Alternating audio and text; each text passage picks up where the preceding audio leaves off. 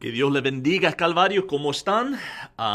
Bueno, aquí estoy yo solito el día de ahora. El pastor Cristian me ha abandonado. No, la verdad tiene uno de sus hijas cumpleaños y él está celebrando con ella y pasando tiempo con la familia. Pues a mí me ha tocado estar a esta hora con ustedes y contestando algunas preguntas que nos han llegado. Y bueno, solo antes de hacer eso, solo quería compartir de que el proceso de la reunificación se está yendo muy bien. No hemos tenido ninguna complicación. Vemos los números aumentando poco a poco. Y muy pronto vamos a estar introduciendo clases de ministerios de niños. Pues pueden estar ustedes preparados para eso y vamos a estar informándoles acerca de todos los medidas que estamos tomando para asegurar y proteger a sus pequeños y qué es lo que ustedes pueden esperar cuando lleguen y también cómo ustedes pueden ayudar, porque todo esto de la reunificación va a ser absolutamente imposible sin su cooperación y su ayuda. De veras necesitamos que cada uno de nosotros, aparte de Calvario, tomemos responsabilidad y cooperemos y ayudemos en sirviendo, porque vamos a necesitar mucho más voluntarios para asegurar el bienestar especialmente de nuestros pequeños. Pues esté esperando recibir algunos informes, quizás un video donde vamos a darles un pequeño tour del complejo para explicarles qué esperar y cómo va a funcionar las inscripciones para poner a sus hijos en el ministerio y todo lo demás. Pero estamos emocionados de poder empezar a ministrar a sus pequeños en persona. Y obviamente todo lo que estamos haciendo en línea por medio de video lo vamos a continuar. Pues no tenga prisa de eso. Si usted es mayor de edad, quiero decir de tercera edad, o si tiene algunas complicaciones previas y todavía no puede salir de la casa, no se preocupe. Vamos a seguir ministrándole a ustedes en línea tanto tiempo que sea necesario. ¿Ok? Bueno, hoy tenemos tres diferentes preguntas que yo quiero compartir y contestar para ustedes. Y yo creo que esto va a tomar nuestro tiempo por completo porque una de ellas es bastante complejo y voy a tener que tomarlo despacito y para poder explicarlo bien. Pero comencemos con la primera. Y la primera dice, ¿qué significa en Hebreos, en el libro de Hebreos, que Jesús es un sacerdote según el orden de Melquisedec? ¿Qué significa eso, que Él es un sacerdote en el orden de Melquisedec? Bueno, lo que vamos a hacer es, permíteme, yo estoy acostumbrándome a este proceso a hacerlo solito. Vamos a primeramente abrir el libro de Hebreos, capítulo 4, y vamos a empezar en el verso 14, ¿ok? Y empieza el autor diciendo, teniendo pues un gran sumo sacerdote que trascendió los cielos, Jesús, el Hijo de Dios, retengamos nuestra fe. Porque no tenemos un sumo sacerdote que no pueda compadecerse de nuestras flaquezas, sino que uno que ha sido tentado en todo como nosotros, pero sin pecado. Por tanto, dice, acerquémonos con confianza al trono de la gracia, para que recibamos misericordia y hallemos gracia para la ayuda oportuna. Uno de los temas principales en el libro de Hebreos es la obra sumo sacerdotal de nuestro Señor Jesucristo. Ahora, lo que tenemos que entender es que la religión judía tenía un sistema de sacerdotes que actuaban ellos como mediadores entre Dios y el hombre. Entonces, si una persona quería ir y pedir perdón a Dios por algún pecado que haya cometido, iría al sacerdote y en la presencia del sacerdote ofrecería un sacrificio por medio del cual el sacerdote dijera, ahora Dios te ha perdonado. O si una persona necesitaba consejo o dirección, podía acudir al sacerdote quien consultaba el Urim y el Turim para escuchar del Señor. Pues lo que quiero que ustedes vean es que los sacerdotes eran mediadores entre Dios y los hombres. Ahora entendemos que hoy en día no necesitamos sacerdotes, porque Jesús es nuestro mediador.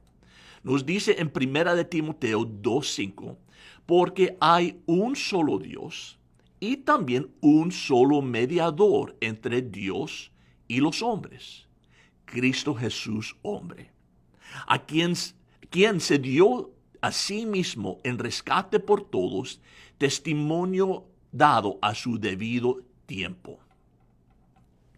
Pues tenemos un sacerdote. No necesitamos sacerdotes humanos, porque tenemos un sacerdote, Jesucristo, que es ambos Dios y hombre, y que Él puede mediar por nosotros perfectamente. Pero esta idea de que ya no había sacerdotes terrenales creó problemas para los creyentes judíos. Les resultó difícil de entender. ¿Por qué? Porque los sacerdotes solo podían, porque ellos estaban tan acostumbrados a este sistema que ya no tener un sumo sacerdote, un sacerdote a quien acudir, les parecía extraño y difícil. Y a que Pablo explicaba, y el autor de Hebreos, que no necesitaban un sacerdote terrenal, porque Jesús era su sacerdote, ellos también luchaban con eso. ¿Por qué? Porque en su opinión Jesús no calificaba para ser sacerdote.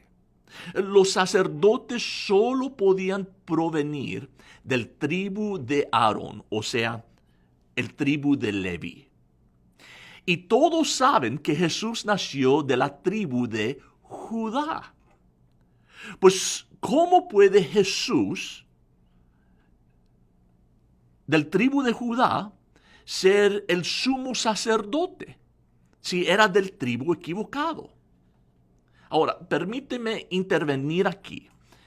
Es esencial que Jesús sea del tribu de Judá, porque la profecía decía que el Mesías tenía que ser un descendiente del rey David, quien era del tribu de Judá.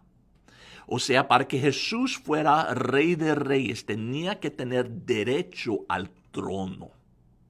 Pues él tenía que ser del tribu de Judá. Pero si es de la tribu de Judá, ¿cómo puede ser el sacerdote? Porque ellos solo venían de la tribu de Leví. Pues por eso el autor de Hebreos está tocando este tema aquí. Y está haciéndole recordar a sus lectores que hay otro sacerdocio en el Antiguo Testamento, además que el sacerdocio de Leví.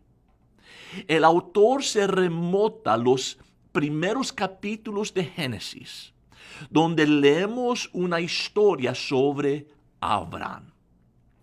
Abraham regresaba de una batalla y se encuentra con un caballero llamado Melquisedec. Melquisedec se identifica como un rey sacerdote. Dice que es el rey de Salem, que significa paz. Y él es el rey del paz y también un sacerdote. Ahora leemos esta historia en Génesis 14, 17 en adelante. Dice, a su regreso, hablando de Abraham, de la batalla, después de derrotar a Kedorlaomer y los reyes que estaban con él, salió a su encuentro el rey de Sodoma en el valle de Seba, es decir, el valle del rey. Entonces Melquisedec, rey de Salem, sacó pan y vino. Él era sacerdote del Dios Altísimo. Y Melquisedec lo bendijo a Abraham, diciendo: bendito sea Abraham del Dios Altísimo, creador del cielo y la tierra. Y bendito sea el Dios Altísimo que entregó a tus enemigos en tu mano. Y le dio a Abraham el diezmo de todo. Pues vemos que sucede este encuentro. Abraham regresa de una batalla y se encuentra con este misterioso Melquisedec. Y Abraham está regresando con todo el botín que él ganó en la guerra. Y después de convivir y comer pan y vino con este rey sacerdote Melquisedec, le da 10%, un diezmo a Melquisedec de sus ganancias. Y a cambio, Melquisedec extiende una bendición sobre Abraham. Ahora, el autor de Hebreos, en el capítulo 7, recuerda esta historia y comienza a ayudarnos como a hacer algunas preguntas, quiero decir. Y la primera pregunta es: ¿da una persona un diezmo al que es superior a uno o inferior a uno? Bueno, siempre se le da el diezmo a uno que es superior. ¿Y quién bendice a quién en una situación como esta? El superior bendice al inferior. Bueno, lo que vemos en esta situación es que Abraham claramente se subordina al misterioso Melquisedec.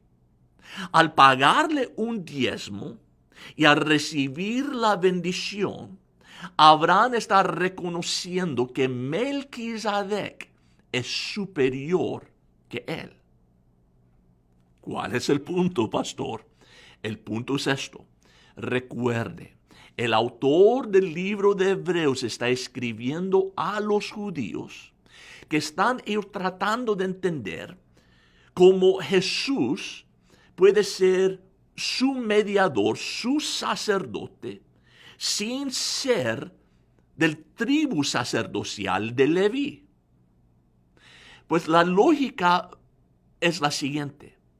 Si Abraham, que fue el padre de Isaac, Isaac el padre de Jacob y Jacob el padre de Leví, ¿quién sería considerado superior, Jacob o Leví? Jacob, por supuesto. ¿Y quién sería superior, Isaac o Jacob? Isaac. ¿Y quién sería superior, Abraham o Isaac? Abraham. Entonces, si Abraham es superior que Leví y Melquisedec es superior que Abraham, Melquisedec es superior que Leví. Por tanto, Jesús es un sacerdote del orden de Melquisedec que es superior al sacerdocio establecido por Aarón en el tribu de Leví. El autor de Hebreos está diciendo: muchachos, no se afanen por esta idea de Jesús siendo un sacerdote, aunque no es del tribu de Leví, porque él es de un orden superior. Él es un mejor sacerdote de lo que ustedes tenían en la vieja religión. Él viene de un orden superior a que la de Aarón.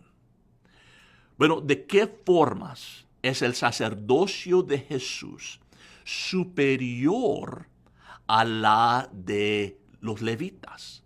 Bueno, aquí en Hebreos 7, él lo explica.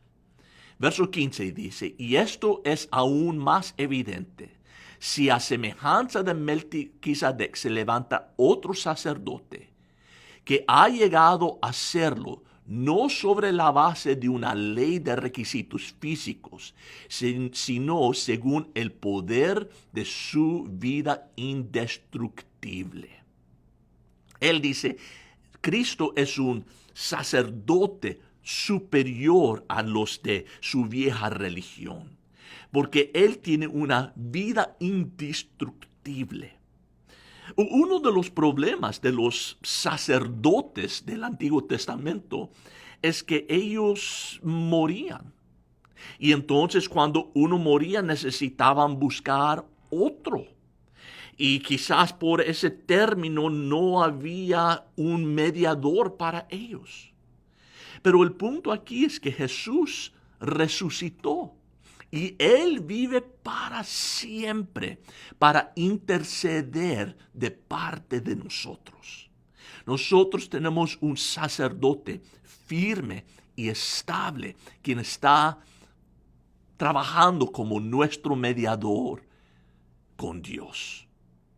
Quien continúa en verso 17 diciendo, pues de Él se da testimonio, tú eres sacerdote para siempre, según la orden de Melquisedec.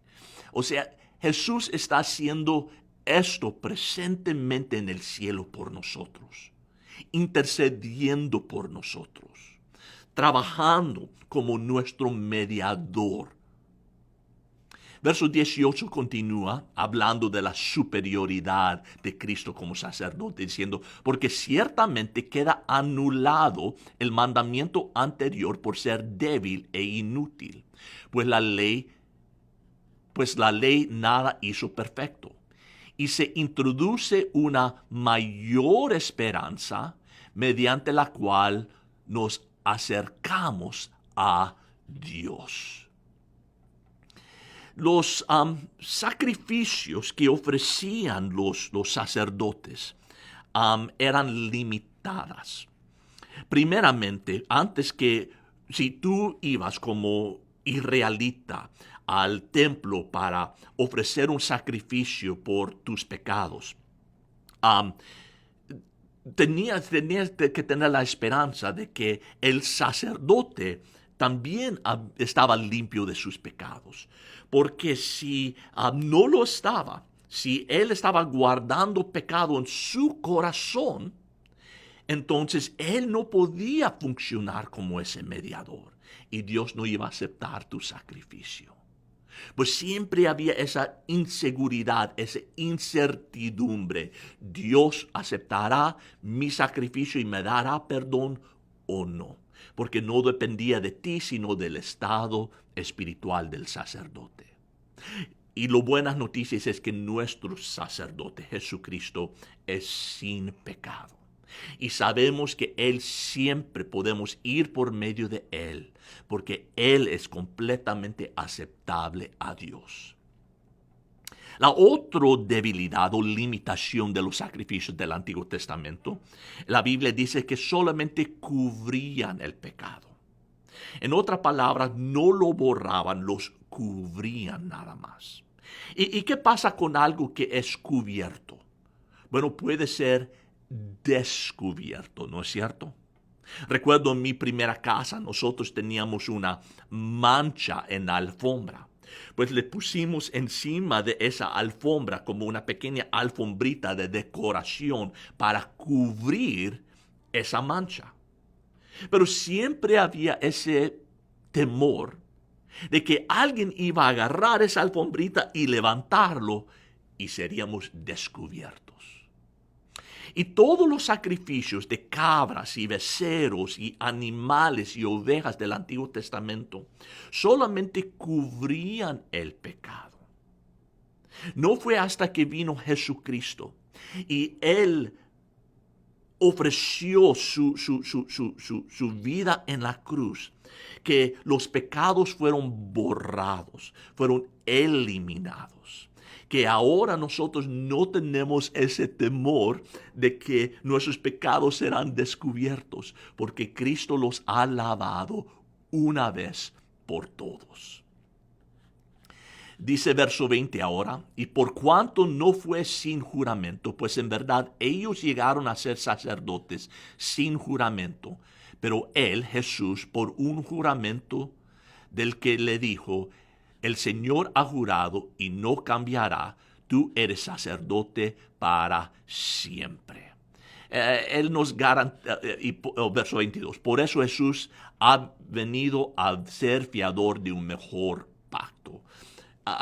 Cristo es un sacerdote no de un pacto de la ley, sino un pacto de la gracia, un mejor pacto. Él ha introducido la gracia a nosotros. Verso 23. Los sacerdotes anteriores eran más numerosos porque la muerte les impedía continuar. Pero él, Jesús, conserva su sacerdocio inmutable, puesto que permanece para siempre. En otra palabra, él presentemente está intercediendo de parte de ti y de mí en el cielo. Verso 25, por lo cual él también es poderoso para salvar para siempre a los que por medio de él se acercan a Dios, puesto que vive perpetuamente para interceder por ellos. Él es capaz, nuestro sumo sacerdote Jesucristo, de salvarnos hasta lo sumo. Todo lo que es la salvación, la justificación, la santificación y aún la glorificación. Él es poderoso para salvar para siempre. Pues, ¿qué tomamos de esto? Que nosotros, dice él, debemos acercarnos a él, de acudir a él en nuestros tiempos de debilidad, en nuestros tiempos de necesidad, sabiendo que él intercede por nosotros. Él es nuestro perfecto mediador, que no solamente es el sacerdote que intercede, pero fue el sacrificio que derramó su sangre por nosotros. Su sangre perfecta, su sangre sin mancha. Él fue el sacrificio perfecto que nos da el perdón perfecto. Y ahora Él está en la presencia del Padre intercediendo por nosotros diariamente, constantemente. Pues nosotros podemos acercarnos a Él con confianza, a su trono de gracia. No importa cómo hemos fallado, cómo hemos fracasado, qué tan mal nos sentimos de nosotros mismos. Podemos siempre acercarnos a Él con esa confianza. Pues eso es lo que significa que Jesús viene del orden de Melquisedec. Bueno, la segunda pregunta, continuemos aquí. La segunda pregunta que se nos da es esto. El libro de Romanos dice que Dios amó a Jacob, pero aborreció a Esaú. Sin embargo, la Biblia también dice que Dios es amor. Y se nos dice que si decimos que amamos a Dios, pero odiamos a nuestros hermanos, que estamos mal. Pues, ¿cómo reconciliamos estas verdades? Que Dios es amor, pero dice que aborreció a Esaú. Bueno, muy buena pregunta, pero esta es la que es un poco más compleja y difícil de explicar. Pues voy a llevarlo despacito para que puedan seguirme la onda, ¿ok? Y primeramente quiero llevarles a Primera de Juan, capítulo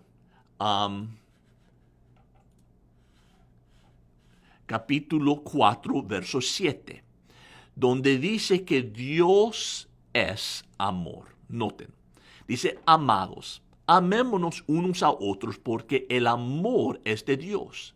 Y todo el que ama es nacido de Dios y conoce a Dios. El que no ama no conoce a Dios, porque Dios es amor. En esto se manifestó el amor de Dios en nosotros, en que Dios ha enviado a su Hijo unigénito al mundo para que vivamos por medio de Él. Ahora, la palabra griega aquí por amor es la palabra ágape. que es el término que normalmente se usa para hablar de un amor incondicional. Salmo 52:8 dice, ese amor es un amor que nunca falla. Salmo 6, verso 1 dice que es un amor que permanece para siempre. Proverbios 30, verso 5 dice que es un amor que no se puede calcular. Y Primera de Juan 3:16 dice que es un amor que no es motivado por ganancias personales. El amor incondicional no significa que Dios ama todo lo que hacemos, ¿ok? Sino que su amor es tan intenso que ama a cada pecador, sin importar cuán tan vil o despreciable sea a los ojos de la humanidad. El amor no es algo que elige hacer o dar, es la esencia misma de quien Él es. Él no solo ama, Él es amor. El amor motiva cada una de sus acciones, dirige sus actividades y refleja sus deseos. También Dios nos llama de amarnos los unos a los otros. En otras palabras, no importa quiénes son, lo que han hecho, de dónde vienen, debemos amarnos como nos amamos a nosotros mismos. Después de todo, ¿cómo podemos nosotros, que somos pecadores, odiar a otras personas que son pecadores por hacer las mismas cosas que nosotros hacemos? Amar a Dios y a los demás es el gran mandamiento, dado primeramente por Jehová y luego repetido por Jesucristo en el Nuevo Testamento. Pero si nos manda a amar a todos, ¿cómo lidiamos con esta declaración de Dios? A Jacob amé, a Esaú aborrecí. Suena que Dios es hipócrita, ¿no crees? Bueno, déjame complicar las cosas más. Salmos 5, verso 5 dice, Dios odia a todos los que hacen la iniquidad. En Salmos 7, verso 11 dice, Dios se indigna cada día contra el impío. En Salmo 26, verso 5, Dios dice, aborrezco la reunión de los malhechores y no me sentaré con los impíos. Y entonces, en ese verso, Malaquías 1:3, ¿por qué no salió Malaquías 1:3? Está saliendo Esther. Pongamos Malaquías 1:3. Dice, aborrecí a Esaú e hice de sus montes desolación. Y entonces en Romanos 5:9, verso 13 quiero decir, tal como está escrito, a Jacob amé, pero a Esaú aborrecí. ¿Qué significa eso? Bueno, hablemos de este término aborrecer o odio. Primeramente, esta frase, a Jacob amé, pero Esaú aborrecí, es un modismo hebreo. Es la forma hebrea de hablar lo que llamamos un paralelismo antitético, por el cual la Escritura habla en términos de opuestos directos para dar más impacto. ¿Okay? Hay que entender que el término aborrecer a veces es un reflejo de la ira divina expresada contra quienes continúan en rebelión. Esta ira o odio divino no excluye el anhelo de Dios de ver a los que están bajo la ira llegar a la fe y al arrepentimiento. Por cierto, las Escrituras describen a todas las personas que estamos bajo ira.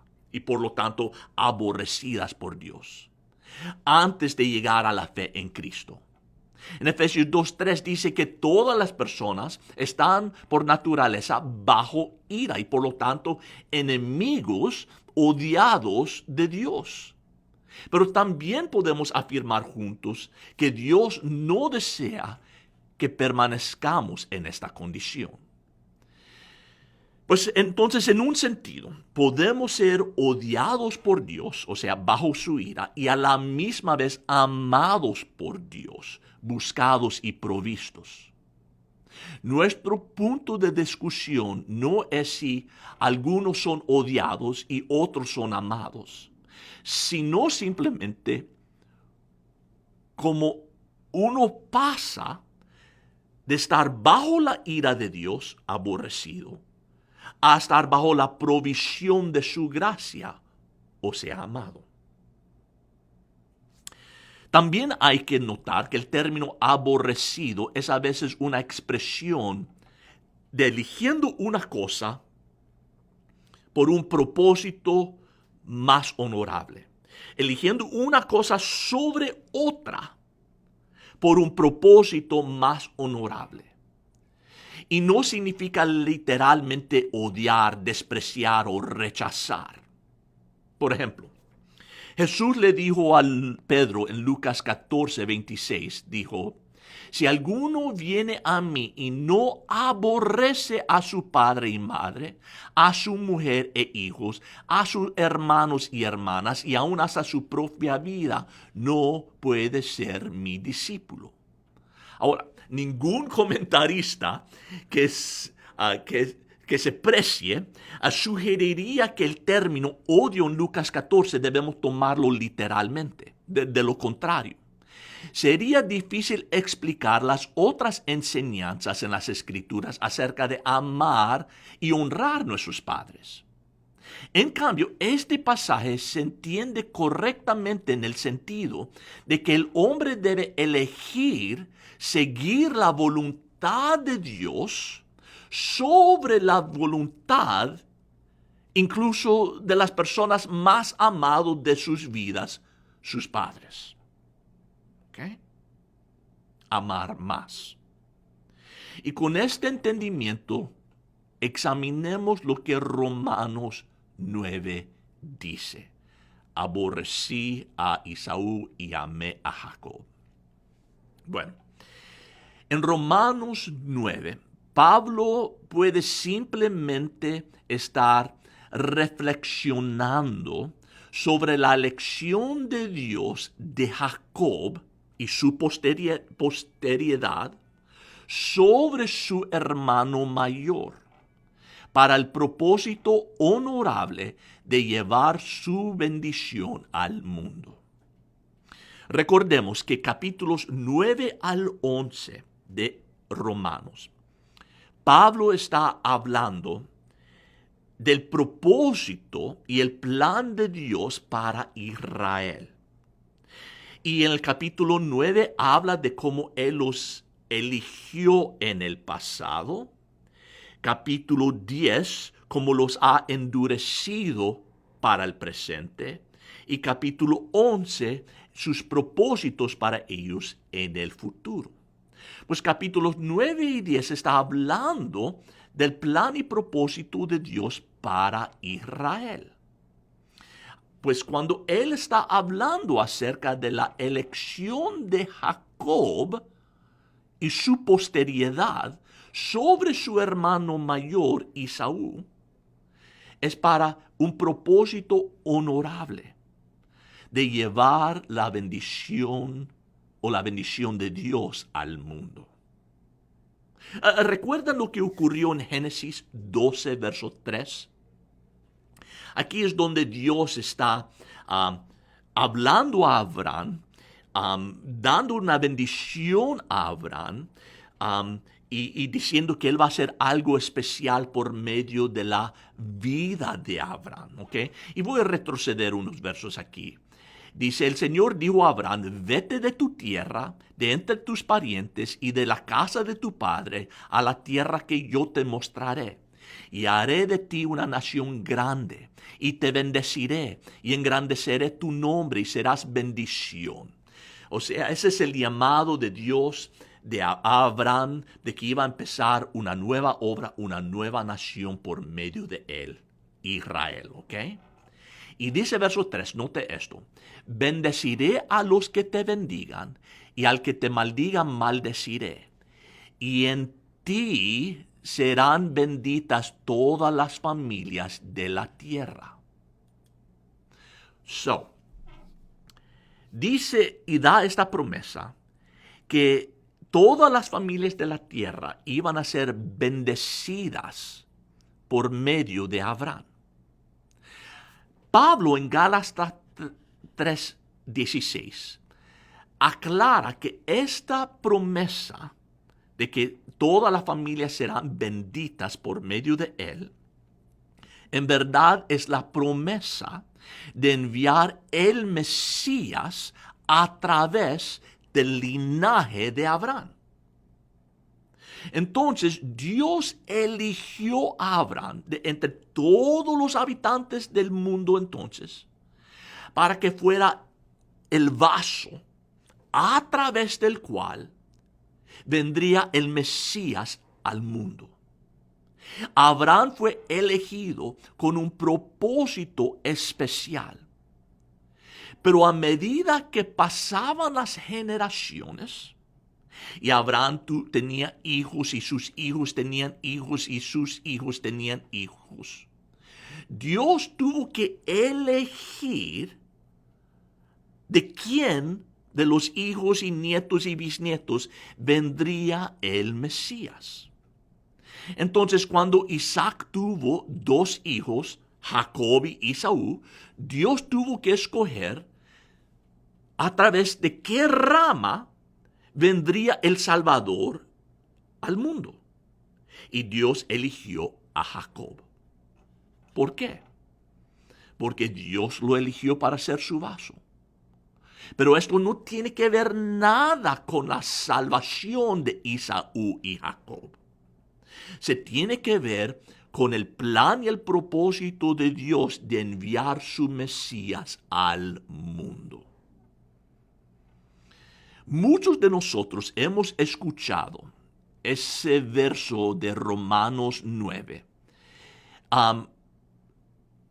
en referencia a la elección de Dios de Jacob sobre Esaú como un ejemplo de predestinación individual a la vida o muerte eterna. ¿Hay validez a este punto de vista? Bueno, leamos esos versos en Romanos 9, ¿ok? Empezando en el verso 13 dice: tal como está escrito, a Jacob amé, pero a Esaú aborrecí. ¿Qué diremos entonces? ¿Que hay una injusticia en Dios? De ningún modo. Porque Él dice a Moisés: tendré misericordia del que yo tendré misericordia, y tendré compasión del que yo tenga compasión. Algunos dicen, cuando dice a Jacob amé, significa que Dios eligió individualmente a Jacob para la vida eterna.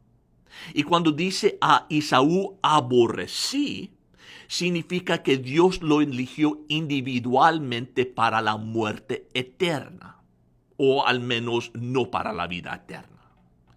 Y entonces en el verso 15, cuando dice tendré misericordia de quien tendré misericordia, usan eso para justificar la aparente arbitrariedad de la elección individual a la vida o muerte eterna. Pero eso no es lo que significa este pasaje. Y la pista viene del verso 12, que no se cita muy a menudo. Retrocedamos al verso 12. Dice: se le dijo a ella, el mayor servirá al menor. Lo que vemos aquí es que la elección de que se habla, se trata de qué? De servicio, de servir. No es a la vida eterna. En otras palabras, fue una elección de quién sería el siervo o el vehículo a través del cual el Mesías y su mensaje llegarían al mundo. Entonces, antes de mencionar a Jacob y a Esaú en verso 13, Pablo usó el ejemplo de Isaac y Ismael en los versos 7 y 8. ¿Ok? Recuerda, Ismael fue el primer hijo de Abraham, pero no fue el hijo prometido por Dios. Ese privilegio cayó en el hijo de Abraham que tuvo con Sara, quien se llamó Isaac. ¿Por qué fue elegido Isaac el segundo hijo? ¿Para qué fue elegido? ¿Estaba él individualmente predestinado para la vida eterna? No. Más bien, Isaac fue elegido para ser uno de los antecedentes del Mesías, la simiente prometida de Gálatas 3:16. Esta fue una elección para el servicio. Había una misión que cumplir y se lograría a través de la descendencia de Isaac. Ahora, cuando en los versos 10 y 13 de Romanos 9, Pablo cambió los ejemplos de la elección de Dios de Jacob sobre Esaú. Él tenía el mismo tipo de elección en mente. No una elección para el cielo y el infierno, sino para ser instrumentos del Salvador. Jacob y Esaú eran ambos hijos de Abraham, pero Dios eligió a Jacob y no a Esaú para ser el antecedente del Mesías. El Mesías y su mensaje vino a través de los descendientes de Jacob. ¿Recuerdan aquí cómo fue cambiado el nombre de Jacob? Fue cambiado a Israel. El Mesías y su mensaje iba a venir por medio de los descendientes de Israel, no a través de los descendientes de Esaú, los edomitas. Esto no tenía nada que ver con su salvación individual. Esaú podría haber confiado en la promesa y ser salvo, y puede que sea lo haya hecho, yo no lo sé. Cuando lleguemos al cielo vamos a ver. Porque esta elección no es a la salvación, sino al servicio. Es una elección para un vehículo, de ser un instrumento por cual rama vendría el Mesías y su mensaje. Es una elección no solamente del individuo, sino de sus descendientes para este propósito. Y Romanos 9:12 dice, se le dijo a ella, el mayor servirá al menor. Yo creo que esto es un clave de entender que él no está hablando de individuos.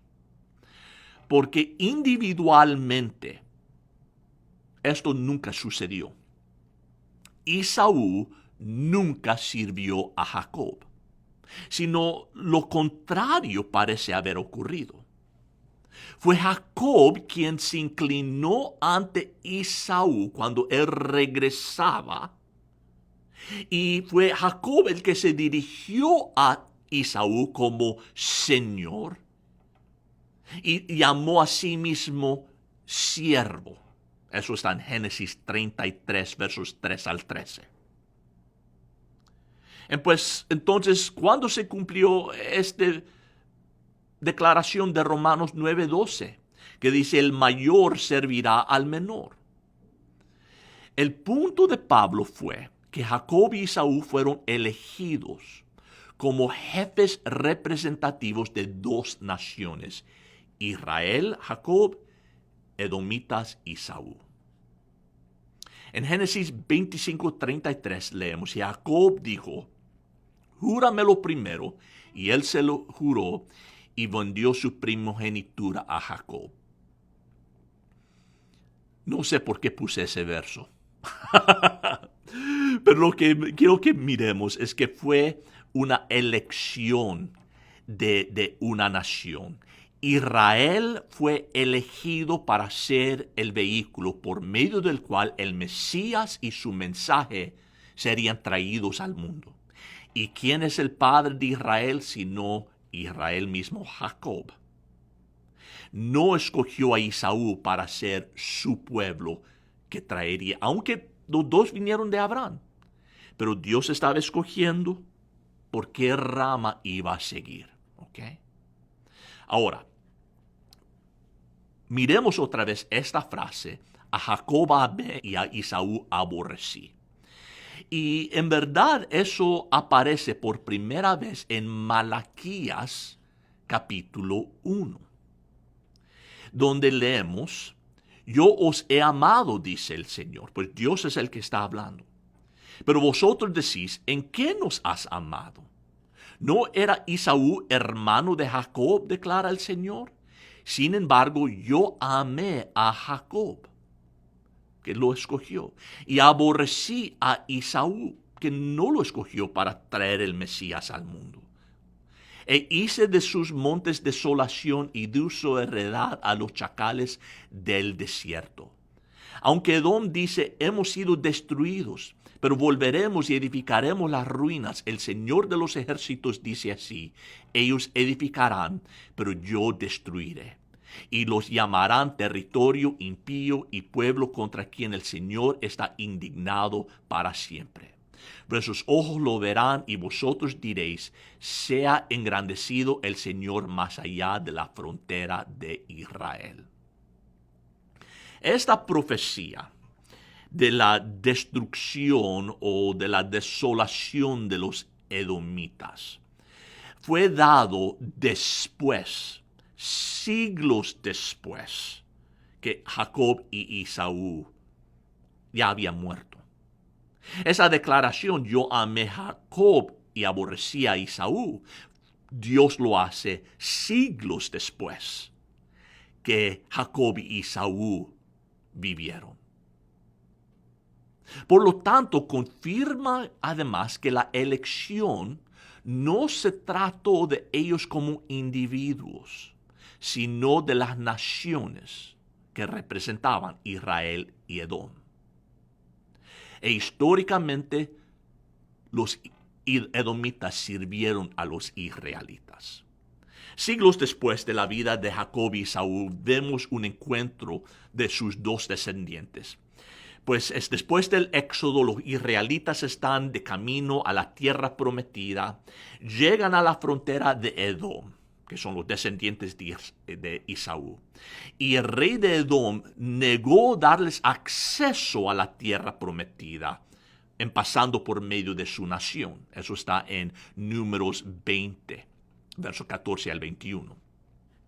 En consecuencia, los israelitas tenían que viajar completamente alrededor de Edom, atravesando el desierto, para poder entrar en la tierra prometida. Pero a pesar de esto, Dios le dijo a los israelitas que no detestaran a los edomitas. Deuteronomio 23, versos 7 y 8.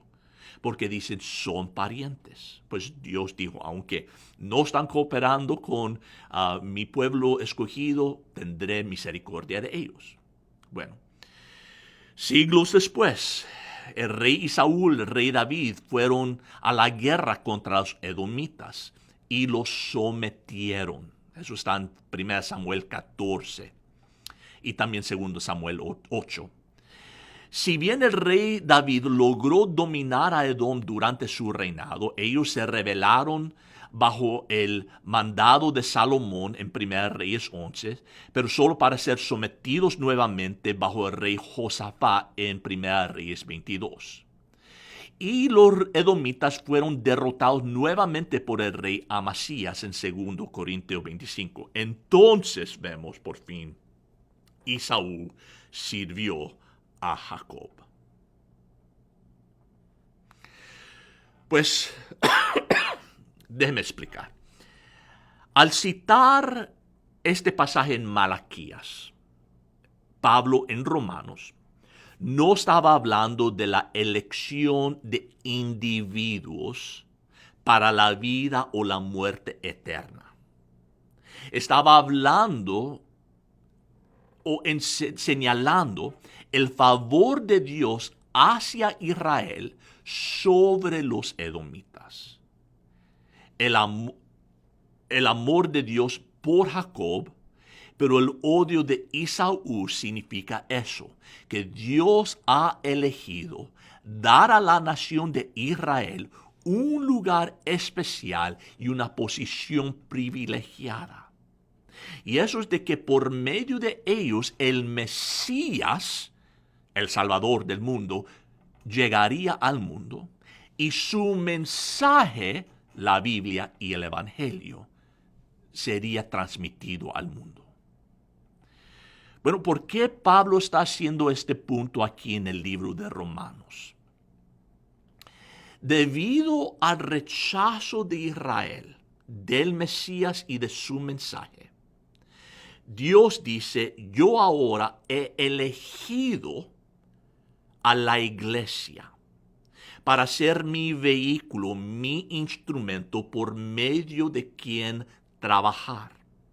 O sea, en esta dispensación, en este era en que estamos, desde la resurrección de Cristo hasta su segunda venida, la iglesia, que es mayoritariamente gentil, Dios ha escogido la iglesia como su instrumento de llevar el mensaje al mundo.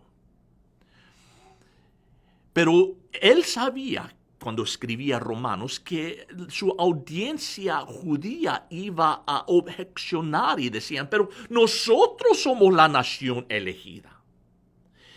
Y Pablo aquí en capítulo 9, 10 y 11 está demostrando que Dios por este tiempo ha decidido trabajar por medio de la iglesia.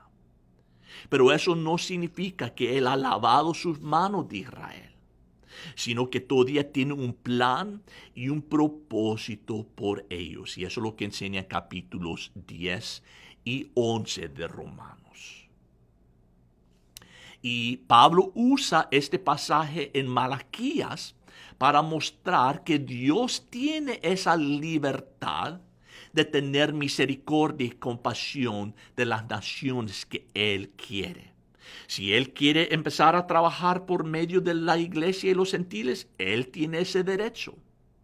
Y dice, así es como Dios ha elegido trabajar ahora.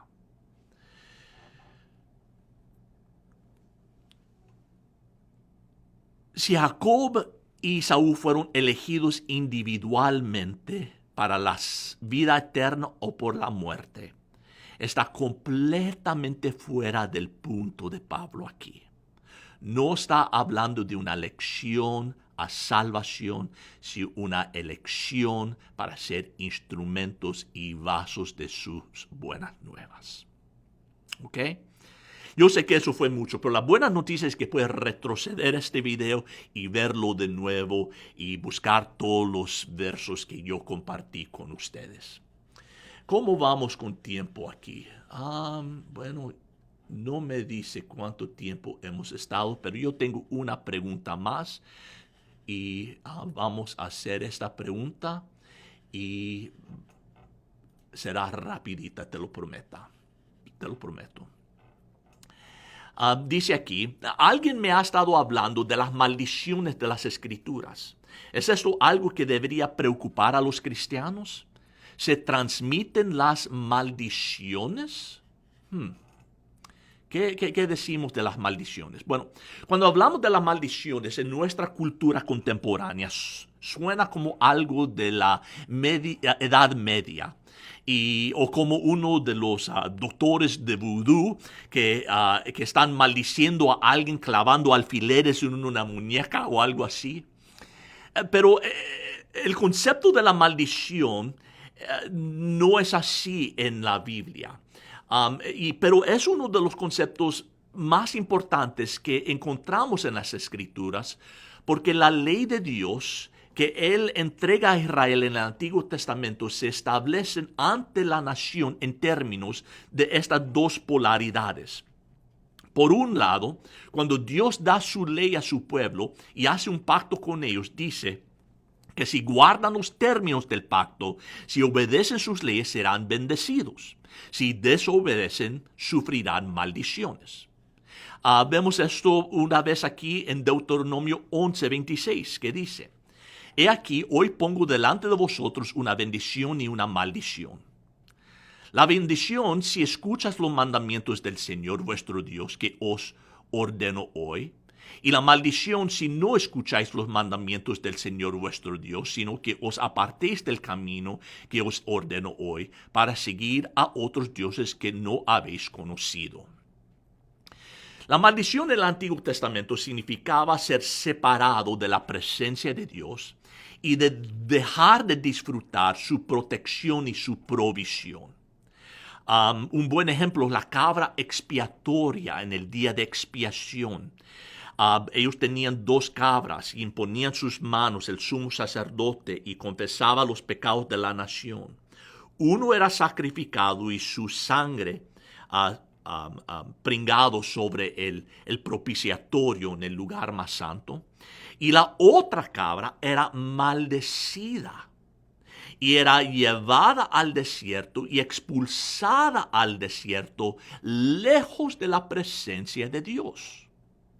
Pues este concepto de expiación y maldición es clave tanto en el Antiguo Testamento como en el Nuevo Testamento.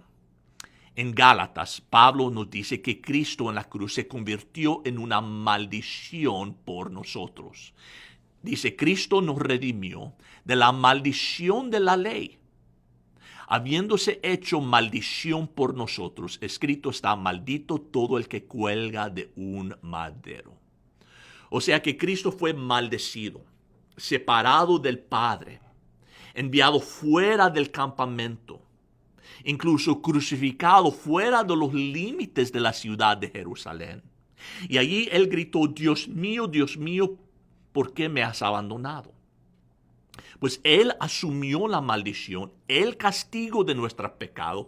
Él sufrió esa separación para que nosotros no tuviéramos que hacerla. Pues la Biblia habla de las maldiciones. Y lo peor es esta maldición de ser separado de Dios a causa de tus pecados. Pero eso es las buenas nuevas, que Cristo vino y Él tomó esa maldición sobre sí. Él asumió nuestros pecados y el castigo de nuestro pecado. Y Él sufrió esa separación para que tú y yo pudiéramos ser reconciliados y tener comunión con nuestro Dios y nuestro Salvador. Y eso solamente ocurre por medio de Cristo Jesús. Y por eso nosotros hablamos de poniendo nuestra fe en Cristo. Porque Él es el que tomó la maldición y Él es el que nos puede traer a una posición de favor con nuestro Dios. Al confiar en Él y confiar que lo que hizo en la cruz fue por nuestros pecados y que es suficiente para perdonarnos. Bueno, Calvario, espero que les haya gozado de este tiempo juntos y no se han aburrido de escucharme solamente a mí y Pero, espero que esto sea de gran bendición para todos ustedes este tiempo de preguntas y respuestas. No tengan pena, siguen enviándonos tus preguntas. Nos encanta hacer esto y queremos poder aclarar cualquier duda que ustedes tengan acerca de las Escrituras. Bueno, recuerdan que este domingo a las 9 de la mañana vamos a estar aquí adorando al Señor en nuestro servicio de inglés y entonces a las 11:30 en español. Todavía no estamos ofreciendo ministerio de niños, aunque eso va a venir en septiembre, ¿ok? Estamos haciendo todas las preparaciones, pero otra vez necesitamos su cooperación, necesitamos su ayuda, porque vamos a necesitar muchos más maestros y asistentes en las clases para asegurar el control de nuestros pequeños. Pues por favor, si usted está interesado en servir, llame a las oficinas. Y pueden dar su nombre y decir de qué forma quieren servir y así podemos nosotros volver a arrancar ese ministerio para nuestros pequeños. Bueno, que Dios le bendiga mucho, los amo Calvario y espero verlos el domingo para adorar al Señor. Que Dios les bendiga a todos.